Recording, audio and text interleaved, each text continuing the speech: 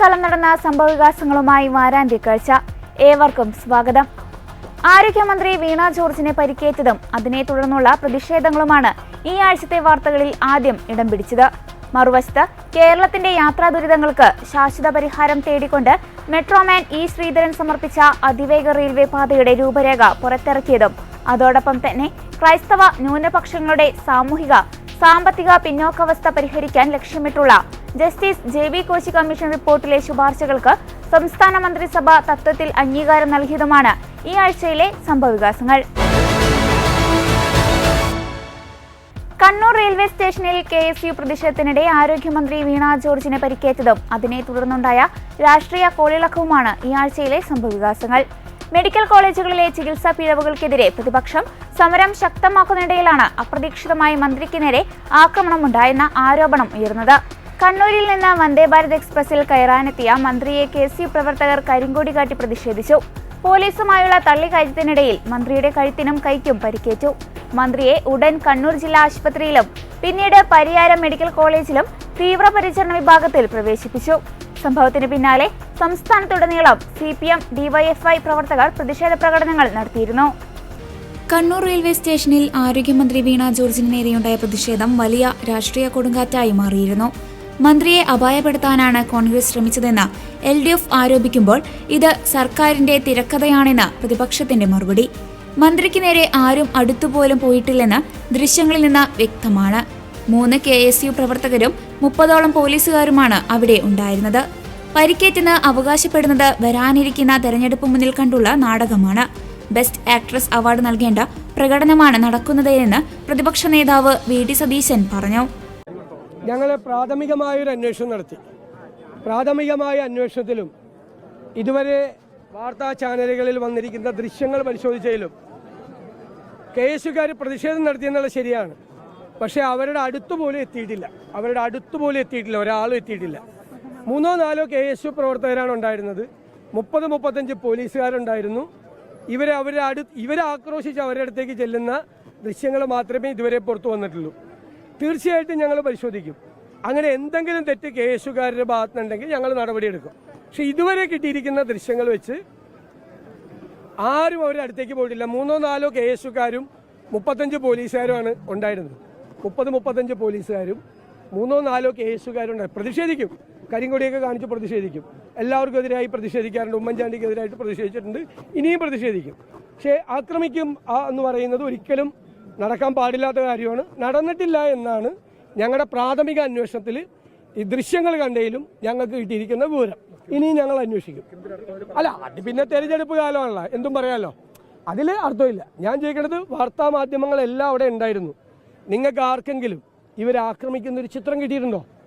ഇവരെ അടുത്താരെങ്കിലും ചെല്ലുന്നതിൻ്റെ ഒരു ചിത്രം കിട്ടിയിട്ടുണ്ടോ? ഒറ്റ വാർത്താ മാധ്യമങ്ങൾക്ക് ഇതുവരെ കിട്ടിയിട്ടില്ല. പിന്നെ അത് ആഘോഷിക്കാനാണെങ്കിൽ ആഘോഷിച്ചോട്ടെ, കുഴപ്പമില്ല. ഞങ്ങൾക്ക് കിട്ടിയ ആദ്യത്തെ അന്വേഷണത്തിൽ കിട്ടിയ വിവരമാണ്. ഇനിയും ഞങ്ങൾ അന്വേഷിക്കും. കൂടുതൽ എന്തെങ്കിലും വിവരം തരാം. ആരെങ്കിലും അവരുടെ അടുത്ത് ചെന്ന് അവരെ ആക്രമിച്ചിട്ടുണ്ടെങ്കിൽ അതിനെ ഞങ്ങൾ ശക്തമായി അപലപിക്കും. അങ്ങനെ ഉണ്ടായിട്ടുണ്ടെങ്കിൽ അത് അവർക്കെതിരായി നടപടിയെടുക്കും. അങ്ങനെ ചെയ്തിട്ടുണ്ടെങ്കിൽ ഒരു കാരണവശാലും അങ്ങനെ ചെയ്തു കാണാനുള്ളൊരു യാതൊരു സാധ്യതയും പ്രാഥമിക അന്വേഷണത്തിലില്ല. രണ്ടാമത് അന്വേഷണത്തിൽ അങ്ങനെ കണ്ടാൽ തീർച്ചയായിട്ടും ചെയ്യും.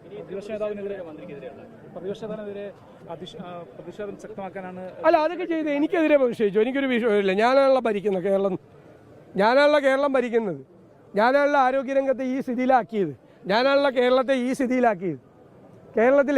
കേരളത്തിനെ ഈ ശരിയാക്കി തന്ന ഞാനാണല്ലോ. അപ്പോൾ അതുകൊണ്ട് എനിക്കെതിരെ പ്രതിഷേധിച്ചോ, കുഴപ്പമൊന്നുമില്ല. ശിവൻകുട്ടി അടക്കമുള്ള ആളുകൾ പ്രതിപക്ഷ നേതാവിന്റെ അറിവോടുകൂടിയാണ് ഈ ആക്രമണം നടത്തിയെന്നുള്ള ആക്ഷേപം. അതിപ്പോൾ കേരളത്തിൽ എന്ത് സംഭവിച്ചു കഴിഞ്ഞാലും എല്ലാ മന്ത്രിമാരും VD സതീശനാണെന്ന് പറയും. കാരണം എനിക്ക് വേണ്ടിയിട്ട് സോഷ്യൽ മീഡിയയിൽ വർക്ക് ചെയ്യുന്നത് അവരാണ്. എൻ്റെ PR ചെയ്യുന്നത് ഇപ്പോൾ അവരാണ്. എനിക്ക് എന്ത് ചെയ്യാൻ പറ്റും? അല്ല, അതൊക്കെ ഉറപ്പായിട്ട് തുടരും. അതൊന്നും വേറൊരു അക്രമത്തിൻ്റെ ലെവലിലേക്ക് ഒരിക്കലും പോകാൻ പാടില്ല എന്ന് കർശനമായ നിർദ്ദേശം കൊടുത്തിട്ടുണ്ട്. അങ്ങനെ ആരും ചെയ്യില്ല. കരിങ്കൊടി പ്രകടനമൊക്കെ ഇവിടെ നടത്തും. ഉമ്മൻചാണ്ടി മുഖ്യമന്ത്രിയായിരിക്കുമ്പോൾ ഇവിടെ നടത്തിയിട്ടുണ്ട്. എല്ലാവർക്കും എതിരെ നടത്തിയിട്ടുണ്ട്. അത് പ്രതിഷേധം. ഡാറ്റാ മോഷണത്തിൻ്റെ ഏറ്റവും വലിയ വിവരം എന്ന് പറയുന്നത് ജീവനക്കാരുടെ സ്പാർക്കിൽ നിന്നുള്ള മോഷണം മാത്രമല്ല നടന്നിരിക്കുന്നത്. K-സ്മാർട്ടിൽ നിന്നാണ് മോഷണം നടത്തിയിരിക്കുന്നത്. മുഖ്യമന്ത്രിയുടെ OSD, officer on special duty, Sreeram Sambasiva Rao അയച്ചിരിക്കുന്ന കത്തിൽ പറഞ്ഞിരിക്കുന്നത് പേരും വിലാസവും ഉൾപ്പെടെയുള്ള 8 വിവരങ്ങൾ ഈ കെ സ്മാർട്ടിൽ നിന്ന് കൊടുക്കണമെന്നാണ് പറഞ്ഞിരിക്കുന്നത്. കെ സ്മാർട്ട് എന്ന് പറയുന്നത് 937 സേവനങ്ങൾ ചെയ്യുന്നതിൻ്റെ ഡീറ്റെയിൽസ് ഉള്ളതാണ്. അതായത് ലക്ഷക്കണക്കിന് ആളുകളുടെ, ജീവനക്കാരുടെ മാത്രം ലക്ഷക്കണക്കിന് ആളുകളുടെ ഡാറ്റ മോഷണമാണ് മുഖ്യമന്ത്രി ഓഫീസ് നടത്തിയിരിക്കുന്നത്. മുഖ്യമന്ത്രിയോടുകൂടി അറിവോടുകൂടിയാണ് ഈ ഇന്ത്യയിലെ തന്നെ ഏറ്റവും വലിയ ഡാറ്റ മോഷണം നടന്നിരിക്കുന്നത്. അത് ഗൗരവതരമായി അന്വേഷിക്കപ്പെടേണ്ട എല്ലാവരുടെയും, നമ്മുടെ എല്ലാവരുടെയും വ്യക്തിവിവരം ചോർന്നിരിക്കുകയാണ്. അതിവർ ആർക്കെങ്കിലും വിറ്റൊന്നുകൂടി അന്വേഷിക്കണം. ആരോഗ്യമന്ത്രി വീണ ജോർജിന് നേരെ കണ്ണൂർ റെയിൽവേ സ്റ്റേഷനിൽ നടന്ന KSU ആക്രമണം സർക്കാരിന്റെ ഭരണവിരുദ്ധ വികാരവും ആരോഗ്യവകുപ്പിന്റെ വീഴ്ചകളും മറച്ചുവെക്കാൻ ലക്ഷ്യമിട്ടുള്ള കേവലമൊരു നാടകം മാത്രമായിരുന്നുവെന്ന് യൂത്ത് കോൺഗ്രസ് ദേശീയ സെക്രട്ടറി അബിൻ വർക്കി. മന്ത്രിയെ KSU പ്രവർത്തകർ ആക്രമിക്കുന്നതിന്റെ ഏതെങ്കിലും ഒരു ദൃശ്യം പുറത്തുവിടാൻ CPM-നെയോ DYFI-യെയോ വെല്ലുവിളിക്കുന്നതായും അങ്ങനെ തെളിവ് നൽകുന്നവർക്ക് 1 ലക്ഷം രൂപ വരെ നൽകുമെന്നും അബിൻ വർക്കി പ്രഖ്യാപിച്ചിരുന്നു. ഞാൻ കേരളത്തിലെ DYFI-ക്കാരെ വെല്ലുവിളിക്കുന്നു, കേരളത്തിലെ CPM-നെ വെല്ലുവിളിക്കുന്നു. മന്ത്രിയെ ആക്രമിക്കുന്ന ഏതെങ്കിലും KSU-കാരൻ ആക്രമിക്കുന്ന ഏതെങ്കിലും ഒരു ചിത്രമോ വീഡിയോയോ പുറത്തുവിട്ടാൽ 1 ലക്ഷം രൂപ ഇനാം ഞങ്ങൾ പ്രഖ്യാപിക്കുകയാണ്. കണ്ണൂരിൽ ശ്രീമതി വീണ ജോർജിൻ്റെ നാടകം പൊളിഞ്ഞുവെന്ന് വ്യസനസമേതം കേരളത്തെ അറിയിക്കാൻ ഞങ്ങൾ ആഗ്രഹിക്കുകയാണ്. കാരണം ഇപ്പോൾ ഉള്ള ഭരണവിരുദ്ധതയ്ക്കും ആരോഗ്യവകുപ്പിനെതിരായിട്ടുള്ള വലിയ പ്രചരണങ്ങൾക്കും തടയിടുവാൻ വേണ്ടി ഇന്നലെ നടത്തിയ ആ പൊറാട്ട് നാടകം ജനങ്ങളെല്ലാം തിരിച്ചറിഞ്ഞു എന്നുള്ളത് ഇന്നെല്ലാവർക്കും വ്യക്തമായിരിക്കുകയാണ്. ഇന്ന് ബഹുമാനപ്പെട്ട രാജ്യത്തിൻ്റെ പ്രതിപക്ഷ നേതാവ് ശ്രീ രാഹുൽ ഗാന്ധി കണ്ണൂരിൽ കർഷകരുമായി സംവദിക്കുകയും തുടർന്ന് വയനാട്ടിൽ കോൺഗ്രസിൻ്റെ ഭവന പദ്ധതിയുടെ തറക്കല്ലിടൽ കർമ്മവും നിർവഹിക്കാൻ പോവുകയാണ്. ഈ അവസരത്തിലാണ് CPM കരുതിക്കൂട്ടി ചില PR ഏജൻസികളുടെ നിർദ്ദേശപ്രകാരം ഇങ്ങനെയൊരു നാടകം കളിച്ചത് എന്നുള്ളതാണ് ഞങ്ങൾ വിശ്വസിക്കുന്നത്. കാരണം ഇന്നലെ അവിടെയുണ്ടായ സംഭവവികാസങ്ങളിലെ വീഡിയോ ദൃശ്യങ്ങളിൽ നിന്ന് വളരെ വ്യക്തമാണ് എന്താണ് അവിടെ സംഭവിച്ചത്. നിങ്ങൾ സീൻ വൈസ് എടുത്തു. സീൻ 1 എന്താണ്? മന്ത്രി കാറിൽ നിന്ന് ഇറങ്ങി വരികയാണ്. സീൻ 2 എന്താണ്? KSUവിൻ്റെ ഒരു 4-5 പ്രവർത്തകർ കരിങ്കൊടി കാണിക്കാൻ വേണ്ടി മന്ത്രിയുടെ അടുക്കിലേക്ക് വരുന്നു. സീൻ 3 എന്താണ്? ഏതാണ്ട് ഒരു 50ഓളം പോലീസുകാർ, ഒരു KSU പ്രവർത്തകന് 10 പോലീസുകാർ എന്ന കണക്കെ ഏതാണ്ട് ഒരു 50ഓളം പോലീസുകാർ അവിടെയുണ്ട്. ഇവർ ചേർന്ന് KSU പ്രവർത്തകരെ പിടിച്ചു മാറ്റുകയും കരിങ്കൊടി പിടിച്ചു മേടിക്കുകയും മന്ത്രിയെ ഏകദേശം 10ഓളം പോലീസുകാർ ചേർന്ന് വലയം തീർക്കുകയും ചെയ്തതാണ് നമ്മൾ കണ്ടത്. സീൻ 4 എന്താണ്? മന്ത്രി KSU പ്രവർത്തകരെ ചീത്ത വിളിക്കുകയാണ്. അറസ്റ്റ് ചെയ്തുകൊണ്ട് പോകുന്ന KSU പ്രവർത്തകരെ പുറകെ നടന്ന് ചീത്ത വിളിക്കുന്ന മന്ത്രിയുടെ ദൃശ്യം നമ്മൾ കണ്ടതാണ്. ആക്രോശിക്കുന്ന മന്ത്രിയുടെ ചിത്രം നമ്മൾ കാണുന്നതാണ്. പോലീസുകാരുടെ മെക്കെട്ട് കയറുന്ന മന്ത്രിയുടെ ചിത്രം നമ്മൾ കാണുന്നതാണ്. SI തന്നെ മന്ത്രിയെ അവിടെ പിടിച്ചു നിർത്താൻ പെടാപ്പാട് നിൽക്കുന്ന ദൃശ്യം നമ്മൾ കണ്ടതാണ്. ഇത്രയും വളരെ കൃത്യമാണ് എന്ന് പറഞ്ഞാൽ മന്ത്രിയുടെ അയൽവക്കത്ത് പോലും KSUക്കാരെത്തിയിട്ടില്ല. സീൻ 5 എന്താണ്? അവിടെ തൊട്ടാണ് നമ്മൾ ചിന്തിക്കേണ്ടത്. സീൻ 5, മന്ത്രി 1ാമത്തെ പ്ലാറ്റ്ഫോമിലേക്ക് കടന്നു വരുന്നു. മാധ്യമങ്ങളോട് പറയുന്നു, നിങ്ങളാണ് ഈ KSUക്കാർക്ക് വളം വെച്ചു കൊടുക്കുന്നത്, നിങ്ങളില്ലായിരുന്നെങ്കിൽ ഇവരിവിടെ വരില്ലായിരുന്നു, നിങ്ങൾ പൊക്കോ, എനിക്ക് കുഴപ്പമില്ല, ഞാൻ നേരെ വന്ദേ ഭാരതിൽ കയറി പോകാൻ പോവുകയാണെന്ന് പറയുന്നു. സീൻ 6 എന്താണ്? മന്ത്രി, നമുക്ക് കണ്ണൂർ റെയിൽവേ സ്റ്റേഷൻ്റെ കഥ അറിയാം. 1ാമത്തെ പ്ലാറ്റ്ഫോമിൽ നിന്ന് സ്റ്റെപ്പുകൾ സ്വയമായി കയറി വളരെ സന്തോഷത്തോടു കൂടി 3ാമത്തെ പ്ലാറ്റ്ഫോമിലേക്ക് ഇറങ്ങിച്ചെല്ലുന്നു. അടുത്ത സീനിലാണ് ഗൂഢാലോചന നടക്കുന്നത്. സീൻ 6ൽ ഗൂഢാലോചന നടക്കുകയാണ്. മന്ത്രി പെട്ടെന്ന് നമ്മുടെ AN ഷംസീറിനെ കാണുകയാണ്. ശ്രീ AN ഷംസീർ പറയുന്നു, ഇത് ഇങ്ങനെ വിട്ടാൽ പറ്റില്ല, ഉടനെ CM-നെ വിളിക്കണമെന്ന് പറയുകയാണ്.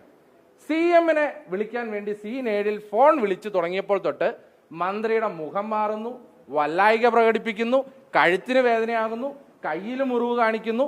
ഉടനെ മന്ത്രിക്ക് നിർദ്ദേശം കിട്ടുകയാണ്, പെട്ടെന്ന് മെഡിക്കൽ കോളേജിലെ അത്യാഹിത വിഭാഗത്തിൽ അങ്ങ് അഡ്മിറ്റ് ആകണം. സീൻ 8 എന്താണ്? ഒരു എന്താ പറയുന്നത്, സഹപ്രവർത്തകയായിട്ടുള്ള മന്ത്രി, ആ മന്ത്രിയെ അത്യാഹിത വിഭാഗത്തിൽ ആംബുലൻസിൽ കയറ്റിവിട്ട് ശ്രീ ഷംസീർ വന്ദേ ഭാരതിൽ യാത്ര പോവുകയാണ്. പ്രിയപ്പെട്ടവരെ, ഇതിൽ നിന്ന് നമുക്ക് എന്താണ് മനസ്സിലാവുന്നത്? അത് നാടകമേ ഉലകം എന്നുള്ളതല്ലാതെ മറ്റൊന്നും മനസ്സിലാവുന്നില്ല. ഞാൻ കേരളത്തിലെ DYFI-ക്കാരെ വെല്ലുവിളിക്കുന്നു, കേരളത്തിലെ CPM-നെ വെല്ലുവിളിക്കുന്നു. മന്ത്രിയെ ആക്രമിക്കുന്ന ഏതെങ്കിലും KSU-കാരൻ ആക്രമിക്കുന്ന ഏതെങ്കിലും ഒരു ചിത്രമോ വീഡിയോയോ പുറത്തുവിട്ടാൽ 1 ലക്ഷം രൂപ ഇനാം ഞങ്ങൾ പ്രഖ്യാപിക്കുകയാണ്. 1 ലക്ഷം രൂപ ഇനാം. മന്ത്രിയെ ആക്രമിക്കുന്ന ദൃശ്യം പുറത്തുവിട്ടാൽ RPFന്റെ ദൃശ്യങ്ങളുണ്ട്, ഏതാണ്ട് 10ഓളം ചാനലുകളുടെ ദൃശ്യമുണ്ട്, അതിൽ തന്നെ കൈരളിക്കാരന്റെ ദൃശ്യമുണ്ട്, ഇതുകൂടാതെ ഡിവൈഎഫ്ഐക്കാരന്റെ റീൽസ് ക്യാമറകളുണ്ട്, മന്ത്രിയുടെ ഏകദേശം 2ഓളം റീൽസ് ക്യാമറകളുണ്ട്. ഇതിൽ നിന്ന് ഏതാണ്ട് ഒരു 15ഓ 16ഓ ക്യാമറകളിൽ നിന്ന് മന്ത്രിയെ ആക്രമിക്കുന്ന ഏതെങ്കിലും ഒരു ദൃശ്യം പുറത്തുവിട്ടാൽ 1 ലക്ഷം രൂപ ഞങ്ങൾ ഇനാം പ്രഖ്യാപിക്കുകയാണ്. അത് ഇതേവരെ പുറത്തുവിടാൻ കേരളത്തിലെ CPM-നോ ഡിവൈഎഫ്ഐക്കോ സാധിച്ചിട്ടില്ല. അപ്പൊ ഇതിന്റെ അർത്ഥം എന്താണ്? ഇതിന്റെ അർത്ഥം കേരളത്തിന്റെ മുന്നിൽ അപഹാസ്യയായിരിക്കുന്ന മന്ത്രിയെ, ആരോഗ്യ വകുപ്പിനെ രക്ഷിക്കാൻ വേണ്ടി നടത്തുന്ന ഒരു നാടകം മാത്രമാണ്. അതുകൊണ്ടാണ് ഞങ്ങൾ പറയുന്നത് ആ നാടകം കേരള ജനതയ്ക്ക് മുമ്പിൽ പൊളിഞ്ഞു വീണ് പാളിസായിട്ടുണ്ട് എന്ന് ഞങ്ങൾ വ്യസന സമേതം അറിയിക്കുകയാണ്. ആരോഗ്യമന്ത്രി ഇനി എന്തൊക്കെ നാടകം കളിച്ചാലും, ഞാൻ പ്രത്യേകം പറയുകയാണ്, മെഡിക്കൽ കോളേജാണ്. കാരണം കൈക്ക് പരിക്കേറ്റവർ ചികിത്സിക്കാൻ ചെന്നപ്പോൾ നാക്കിന് സർജറി ചെയ്ത മെഡിക്കൽ കോളേജാണ്. കൈ ഒടിഞ്ഞു എന്ന് പറഞ്ഞപ്പോൾ കൈയിൽ സർജറി നടത്തിയപ്പോൾ വളഞ്ഞു പോയ ആശുപത്രിയുള്ള സ്ഥലമാണ്. ഒരു ചെറിയ രോഗത്തിന് ചെന്നപ്പോൾ കണ്ണിന് കാഴ്ച നഷ്ടപ്പെട്ട സ്ഥലമാണ് ഈ മെഡിക്കൽ കോളേജുകൾ. അതുകൊണ്ട് ബഹുമാനപ്പെട്ട മന്ത്രിയോട് ഞാൻ പറയാൻ ആഗ്രഹിക്കുകയാണ്, ദിവ്യയുടെയും നവീൻ ബാബുവിൻ്റെയൊക്കെ കേസുള്ള സ്ഥലമാണ്. CPM എന്തു വേണമെങ്കിലും ഈ തെരഞ്ഞെടുപ്പിന് മുമ്പ് കാണിക്കാൻ സാധ്യത ഉണ്ട്. അതുകൊണ്ട് BP കൂടുതലാണ് അല്ലെങ്കിൽ ഗുരുതരാവസ്ഥയിലേക്ക് മാറ്റി എന്നൊക്കെ പറയുമ്പോൾ ഇത് താങ്കൾ തന്നെ ഭരിക്കുന്ന മെഡിക്കൽ കോളേജാണ് എന്നുള്ള ബോധ്യം താങ്കളുടെ ഉള്ളിലുണ്ടാകണം. പെട്ടെന്ന് തന്നെ ഈ നാടകം നിർത്തി പുറത്തു വരണമെന്നുള്ളൊരു അഭ്യർത്ഥന മാത്രമാണ് ഞങ്ങൾക്ക് തരാനുള്ളത്. ഈ വിഷയം മുഴുവൻ സർക്കാരിൻ്റെ കെടുകാര്യസ്ഥതയും ഭരണവിരുദ്ധതയും മറച്ചുവെക്കാൻ നടത്തിയ നാടകമാണ്.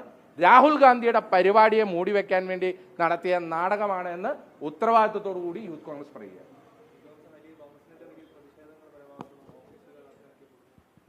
അല്ല, അതാണ് പറയുന്നത്. ഇത് ഒരവസരമായി, സുവർണാവസരമായി കാണുകയാണ്. അത് മുഖ്യമന്ത്രി ഉൾപ്പെടെയുള്ളവർ ഇതൊരു സുവർണാവസരമായിട്ടാണ് കണ്ടത്. ആ സുവർണാവസരത്തിന്റെ ഒരു അവസരം മുതലെടുത്തുകൊണ്ട് കണ്ണൂരിലെ ഓഫീസുകൾ ആക്രമിക്കുന്നു, ഈ നാട്ടിലെ കോൺഗ്രസ് പ്രവർത്തകരെ ആക്രമിക്കുന്നു. ഈ അക്രമ പ്രവർത്തനമൊക്കെ ജനം കാണുകയാണ്. ജനം ഉറപ്പായി ഇവരുടെ കഴുത്തിൽ പിടിക്കും, ഒരു സംശയം വേണ്ട. അത് ഇലക്ഷനാണ്.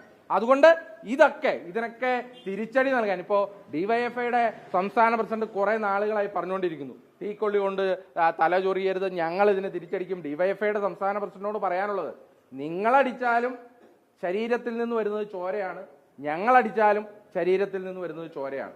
ഞങ്ങൾക്ക് ആ മാർഗം താല്പര്യവുമില്ല, ഞങ്ങൾ ചെയ്തിട്ടുമില്ല, ഞങ്ങളത് ചെയ്യാൻ പഠിപ്പിച്ചിട്ടുമില്ല. പക്ഷേ ഒരു റിട്ടാലിയേഷൻ എന്ന് പറയുന്ന ഒന്ന് എല്ലാ അക്രമങ്ങളിലും ഉണ്ട് എന്ന് CPM-കാർ കരുതിയിരിക്കുന്നത് നല്ലതാണ്. ഞങ്ങൾ ഒരു കാരണവശാലും ഒരക്രമ സംഭവങ്ങൾക്കോ ഒരക്രമത്തിനോ ആഹ്വാനം ചെയ്യുന്നില്ല. പക്ഷേ ഇല്ലാത്ത ഒരു സംഭവത്തിന്റെ പേരിൽ, ഇല്ലാത്ത ഭജനയുടെ പേരിൽ ബില്ല് തട്ടിയെടുത്തതുപോലെ ഇല്ലാത്ത ഒരു സംഭവത്തിന്റെ പേരിൽ കേരളത്തിലെ കോൺഗ്രസ് ഓഫീസുകൾ തടുത്ത് കേരളത്തിലെ കോൺഗ്രസ് പ്രവർത്തകരെ ആക്രമിക്കാൻ തീരുമാനിച്ചാൽ അതിന് തിരിച്ചടി നൽകേണ്ട ബാധ്യതയിലേക്ക് കോൺഗ്രസ് പ്രസ്ഥാനം എത്തും. ഞങ്ങൾക്കതിൽ താല്പര്യവുമില്ല, ഞങ്ങളത് ആഗ്രഹിക്കുന്നുമില്ല. അത് CPM-കാരൻ മനസ്സിലാക്കിയാൽ നന്ന്. അല്ല, ഞാൻ പറഞ്ഞത് ശ്രീ P. രാജീവൊക്കെ അദ്ദേഹം കൂടി ഉണ്ടായിരുന്ന സമയത്താണല്ലോ KV തോമസിന്റെ മേലേക്ക് കരിയോയിൽ ഒഴിച്ച സംഭവം ഉണ്ടായത്. ഇതേ റെയിൽവേ സ്റ്റേഷന്റെ ഉള്ളിൽ വെച്ച്. അന്ന് തെമ്മാടി കൂട്ടമെന്ന് P. രാജീവിന് തോന്നിയിട്ടില്ല. മുഖ്യമന്ത്രിയായിരുന്ന ശ്രീ ഉമ്മൻചാണ്ടിയുടെ ദേഹത്തേക്ക് കല്ലെറിഞ്ഞ് ഉമ്മൻചാണ്ടി തലയിൽ പരിക്കുമായി പുറത്തു വന്ന് ചോര ഒലിപ്പിച്ച് വന്നത് കണ്ടപ്പോഴും ഇവർ പറഞ്ഞത് മുഖ്യമന്ത്രിയുടെ നെഞ്ചിൽ എന്താണ്, വലിയ ഇരുമ്പിന്റെ ചട്ടക്കൂടാണോ എന്ന് ചോദിച്ചവരാണ് P. രാജീവും പിണറായി വിജയനും ഒക്കെ. അന്ന് പിണറായി വിജയൻ പറഞ്ഞ ഒരു വാക്യാണ് ഞങ്ങൾക്ക് ഓർമ്മിപ്പിക്കാനുള്ളത്. ഒരല്പം അരിയാഹാരം കഴിക്കുന്നവർക്ക് മനസ്സിലാക്കാൻ പറ്റിയ എന്തെങ്കിലും ഒരു സ്റ്റോറി ആയിരുന്നെങ്കിൽ കേരളം വിശ്വസിച്ചേനെ. അതിന് പകരമായിട്ട് ഞങ്ങൾക്ക് ഈ CPM-കാരനോട് ചോദിക്കാനുള്ളത്, ഒരല്പം ഉളുപ്പ്, ഇതുപോലുള്ള നാടകമൊക്കെ കാണിക്കുമ്പോൾ ഒരല്പം ഉളുപ്പ് അത് CPM-കാരൻ കാണിക്കണം എന്നാണ് ഞങ്ങൾക്ക് പറയാനുള്ളത്. കണ്ണൂർ റെയിൽവേ സ്റ്റേഷനിൽ വെച്ചുണ്ടായ KSU പ്രതിഷേധത്തിനിടെ കഴുത്തിനും കൈക്കും പരിക്കേറ്റ് ചികിത്സയിലായിരുന്ന മന്ത്രി വീണ ജോർജ് ആശുപത്രി വിട്ടു. കണ്ണൂർ പരിയാരം മെഡിക്കൽ കോളേജ് ആശുപത്രിയിൽ നിന്നാണ് മന്ത്രിയെ ഡിസ്ചാർജ് ചെയ്തത്. വെള്ളിയാഴ്ച പുലർച്ചെ 4 മണിയോടെ അവർ ആശുപത്രിയിൽ നിന്ന് തിരുവനന്തപുരത്തേക്ക് തിരിച്ചു. തിരുവനന്തപുരം മെഡിക്കൽ കോളേജിലെ വിദഗ്ധ ഡോക്ടർമാരുടെ മേൽനോട്ടത്തിലായിരിക്കും മന്ത്രിയുടെ തുടർ ചികിത്സയും പരിശോധനകളും നടക്കുക. മന്ത്രിയുടെ ആരോഗ്യനില മെച്ചപ്പെട്ടതിനെ തുടർന്ന് ഓൺലൈനായി ചേർന്ന മെഡിക്കൽ ബോർഡ് യോഗമാണ് ഡിസ്ചാർജ് ചെയ്യാൻ തീരുമാനമെടുത്തത്. കേരളത്തിന്റെ യാത്രാ ദുരിതങ്ങൾക്ക് അറുതി വരുത്താൻ ലക്ഷ്യമിട്ട് മെട്രോമാൻ E. ശ്രീധരൻ പരിഷ്കരിച്ച അതിവേഗ റെയിൽവേ പാതയുടെ രൂപരേഖ പുറത്തിറക്കിയതാണ് ഈ ആഴ്ചയിലെ പ്രധാന വാർത്തകളിലൊന്ന്. തിരുവനന്തപുരത്ത് നിന്ന് കണ്ണൂരിലേക്ക് വെറും 3.5 മണിക്കൂർ. കേൾക്കുമ്പോൾ അവിശ്വസനീയമെന്ന് തോന്നാം. പക്ഷേ മെട്രോമാൻ ഇ ശ്രീധരൻ കൈമാറുന്ന ഈ പുതിയ രൂപരേഖ യാഥാർത്ഥ്യമായാൽ കേരളത്തിന്റെ ഗതാഗത മേഖലയിൽ വലിയ വിപ്ലവം തന്നെ സംഭവിക്കും.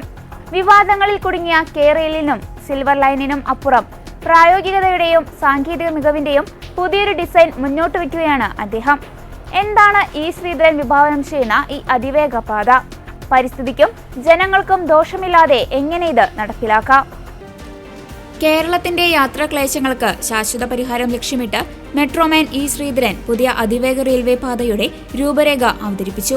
തിരുവനന്തപുരം മുതൽ കണ്ണൂർ വരെയുള്ള യാത്ര വെറും 3 മണിക്കൂർ 20 മിനിറ്റിൽ പൂർത്തിയാക്കാൻ സാധിക്കുന്ന തരത്തിലാണ് ഈ പുതിയ ഡിസൈൻ.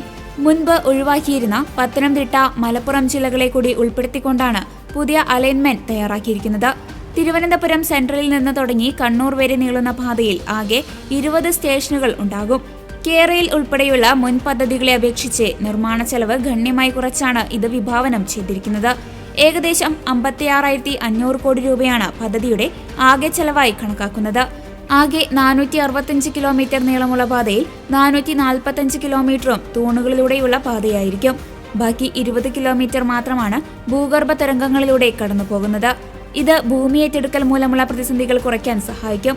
സാധാരണക്കാർക്ക് താങ്ങാവുന്ന നിരക്കിൽ അതിവേഗത്തിൽ ലക്ഷ്യസ്ഥാനത്തെത്താൻ ഈ പദ്ധതി ഉപകരിക്കും. ഇത് നടപ്പിലാക്കാൻ ആവശ്യമായ റിപ്പോർട്ടുകൾ ഏപ്രിൽ അവസാനത്തോടെ കേന്ദ്ര സർക്കാരിനെ സമർപ്പിക്കുമെന്ന് ഇ ശ്രീധരൻ പറഞ്ഞു. 5 minutes ഇന്റർവെൽ വരെ കൊണ്ടുപോകാം. എവറി 5 minutes ട്രെയിൻ അങ്ങനെ കൊണ്ടുവന്നാൽ അങ്ങനെയാണെങ്കിൽ ഒരു ദിവസത്തിൽ 5 lakh passengers കയറ്റാറ് ഈ സിസ്റ്റത്തിൽ. എയർ കണ്ടീഷൻ ചേർക്കാം ഒറ്റ ക്ലാസ്. അത് we call it premium class. ഇപ്പം സദർൻ റെയിൽവേ ട്രെയിൻസിലൊക്കെ എക്സിക്യൂട്ടീവ് ക്ലാസ് ഉണ്ട്, എ സി ചേർക്കാം. ഞങ്ങൾ അതിനേക്കാളും ഒരു 50% മോർ പ്രീമിയം ആയിരിക്കും. നല്ല cushion, much bigger seats, food rest ഇല്ല, കാലിൻ്റെ സ്ഥലം ജാസ്തി. It's a premium train, much better than executive class or southern railway. Ticket fare Trivandrum Ernakulam 440, Trivandrum Kozhikode 640, Trivandrum Kannur 780. ഈ സ്ഥലങ്ങളിലൊക്കെ നിങ്ങൾ ബസ്സസ് ഓടുന്നുണ്ട്. KSRTC ബസ്സെല്ലാം കമ്പയർ ആണെങ്കിൽ bus fare much more than this. ഇപ്പോഴത്തെ ബസ് ഫെയറിലെ എങ്ങനെ വളരെ മീതിയാണ്, അതിനേക്കാളും താഴെയാണ് ഞങ്ങളുടെ ഫെയറിൻ്റെ ഒപ്പം. ഇതിന് മാത്രമല്ല ഇതിനെക്കുറിച്ച് ആൾ കാറിൽ പോകുന്നില്ല. കാറിൽ യൂസ് ചെയ്യുന്ന പെട്രോളിൻ്റെ കോസ്റ്റ് തന്നെ എൻ്റെ ഇരട്ടിയോ. ഞങ്ങൾ കാൽക്കുലേറ്റ് ചെയ്തു, ട്രിവാൻഡ്രം ടു കണ്ണൂർ ഒരാൾ കാറിൽ പോകണം.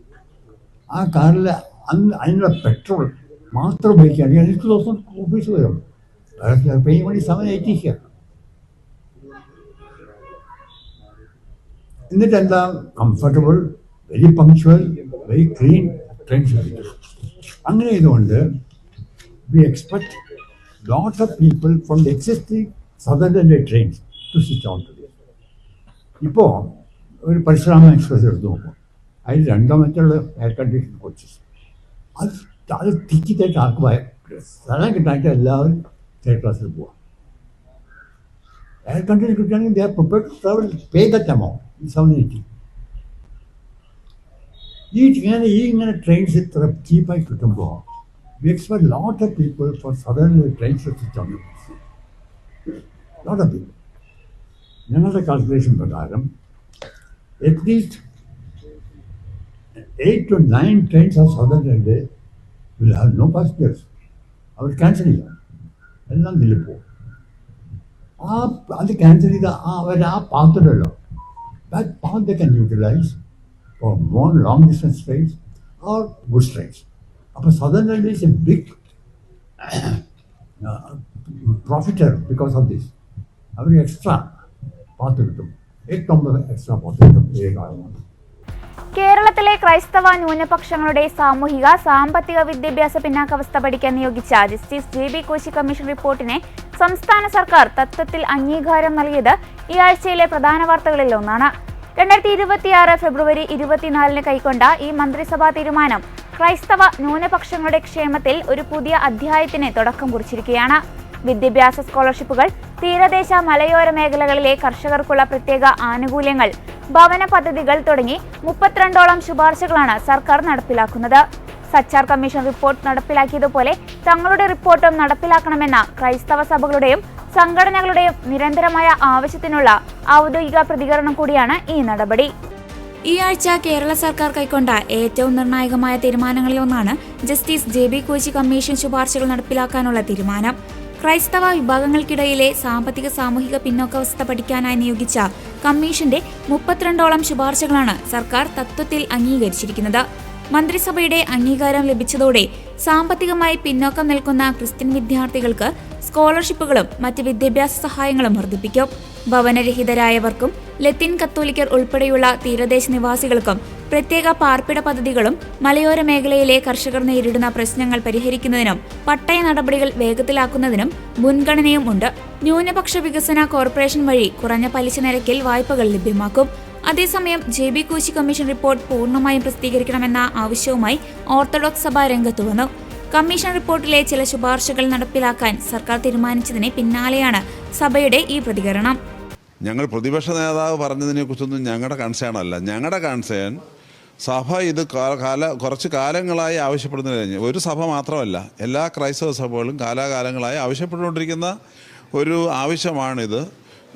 ഇപ്പോൾ അത് ഭാഗികമായിട്ടെങ്കിലും അംഗീകരിച്ചെന്ന് പറഞ്ഞൊരു റിപ്പോർട്ട് മാധ്യമങ്ങളിലൂടെ കാണുവാനായിട്ട് ഇടയായി. അതുകൊണ്ടാണ് സഭ വീണ്ടും ആവശ്യപ്പെടുന്നത് റിപ്പോർട്ട് പൂർണ്ണമായും പ്രസിദ്ധീകരിക്കണമെന്നും അതിൻ്റെ കാര്യങ്ങൾ എന്തൊക്കെയാണെന്ന്. ഇപ്പം കുറച്ച് കാര്യം നടപ്പിലാക്കിയെന്ന് സർക്കാർ അവകാശപ്പെടുന്നു തന്നെ നിങ്ങൾ പറയുന്നുണ്ട്. അതെന്താണെന്ന് ഞങ്ങൾക്ക് വ്യക്തതയില്ല.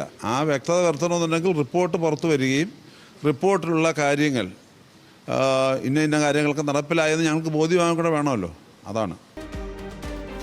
സച്ചാർ കമ്മീഷൻ റിപ്പോർട്ടിന്റെ അടിസ്ഥാനത്തിൽ മുസ്ലിം വിഭാഗത്തിന് ലഭിക്കുന്ന ആനുകൂല്യങ്ങൾക്ക് സമാനമായി ക്രൈസ്തവ വിഭാഗങ്ങൾക്കും അർഹമായ പരിഗണന വേണമെന്ന ദീർഘകാല ആവശ്യത്തിനാണ് ഇതിലൂടെ മറുപടി ലഭിച്ചിരിക്കുന്നത്. 80:20 അനുപാതവുമായി ബന്ധപ്പെട്ട വിവാദങ്ങൾ നിലനിൽക്കുന്ന പശ്ചാത്തലത്തിൽ ഈ തീരുമാനം വലിയ സാമൂഹിക പ്രാധാന്യമർഹിക്കുന്നു. മന്ത്രിസഭയുടെ അംഗീകാരം ലഭിച്ച സാഹചര്യത്തിൽ ഇനി ഓരോ വകുപ്പുകളും, അതായത് ന്യൂനപക്ഷ ക്ഷേമം, വിദ്യാഭ്യാസം, റവന്യൂ തുടങ്ങിയവയിൽ ശുപാർശകൾ നടപ്പിലാക്കുന്നതിനായി പ്രത്യേക ഉത്തരവുകൾ പുറപ്പെടുവിക്കും. ഇതിനായി ആവശ്യമായ തുക ബജറ്റിൽ വകയിരുത്താനും സർക്കാർ നീക്കമിടുന്നുണ്ട്. ഇതോടെ വാരാന്ത്യ കാഴ്ച പൂർണ്ണമാകുന്നു. അടുത്ത ആഴ്ച വീണ്ടും കാണാം. നന്ദി.